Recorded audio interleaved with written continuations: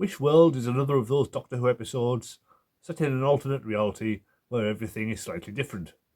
It doesn't have the depth of Turn Left or the craziness of the Wedding of River Song, but you know it's all going to be reset to normal by the end of next week, so none of it really matters. It's a lot of fun though, although it does raise even more questions that need answering in the finale, and there were already a lot of those, so I suspect the end of the story will not be remotely satisfying. The first scene has the Rani acting like a witch in a fairy tale, stealing a baby and changing its family into animals. It's quite a change from the cold, amoral scientist she was in the classic series. I suppose she did turn people into trees, so there is some precedent.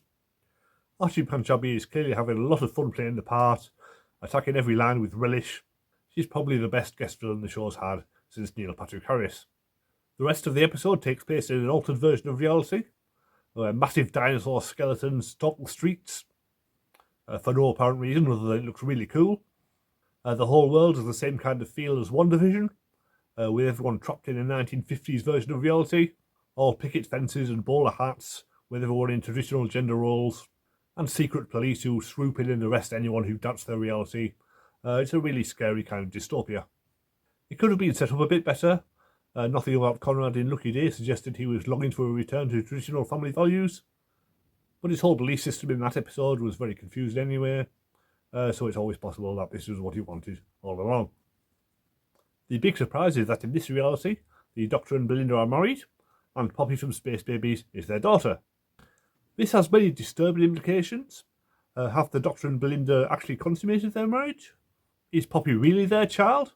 Or did the Rani take her from Space Baby Planet and deposit her with them for some reason? Is Poppy Susan's mother?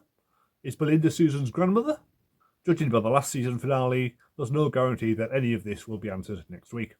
The reality warp means that after a whole season of building up to it, we never see the moment when Belinda finally gets back to Earth. Even if it happens next week, it still won't be the same. And when Ruby meets up with Belinda and the Doctor, none of them know who they are, so we don't get any of the fun that comes with the old and new companions meeting. Again, that could still happen next week, but with so much else to cram in, who knows. Ruby is actually the real hero of the episode, being the only character who can tell that something is wrong, due to her similar experience in 73 Yards. She ends up meeting with Shirley Bingham and her group of disabled outcasts. I'm a little uncomfortable with the idea of all disabled people being treated as a homogenous group with special powers.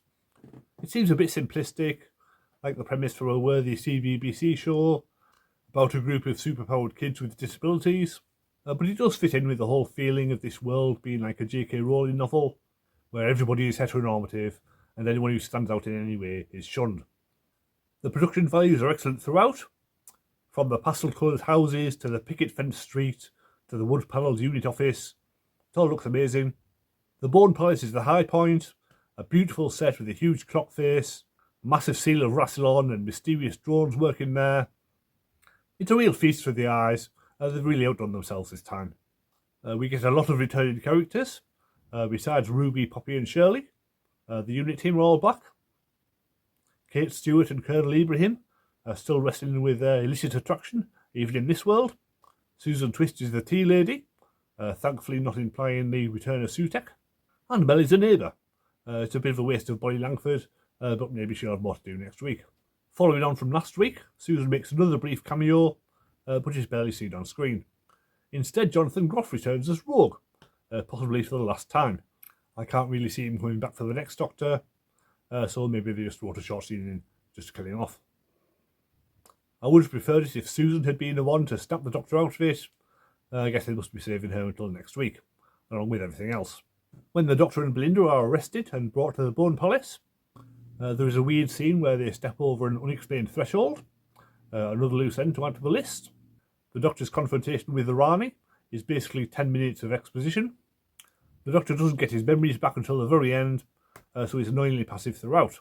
Hopefully he can actually do something next week, as it may be his last chance to do so. The Rani's plot is rather convoluted, but I'll try and break it down. Basically, she is using the energy produced by the Vindicator, which the Doctor had to use because the Earth was destroyed, to power the fake reality created by Conrad telling his stories of a perfect world to the God of Wishes in the form of a human baby.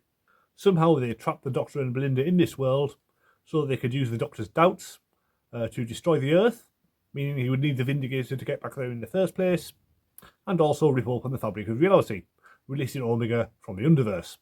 Simple, really. So after the Celestial Toymaker, Sutek and Rani, they're now bringing back Omega. He was never one of my favourite villains. He's only in 2 stories and one of them is terrible. He does have a prime place in Time Lord lore, as one of these founders of the Society, along with Rassilon.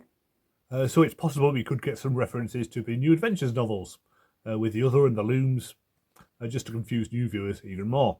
Personally speaking, even as a fan of the classic series, I'm getting a little fed up with them constantly bringing back old villains.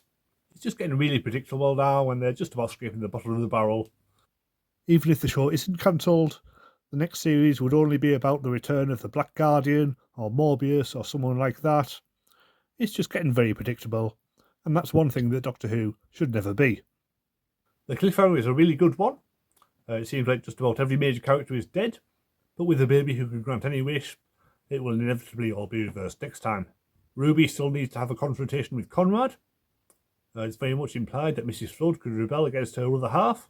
Susan needs to do something to justify her return.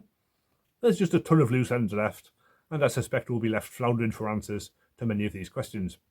There's also the strong possibility that next week could be Ncuti Gatwa's final episode. It seems a bit soon, as he's only had 2 short seasons, and he's never gone up against the Daleks or the Cybermen or the Master. But I'm looking forward to finding out who replaces him anyway. Hopefully they can keep it a secret until the day it airs. So thank you for watching. Press subscribe if you want to see my thoughts on the reality war, and I'll see you next time.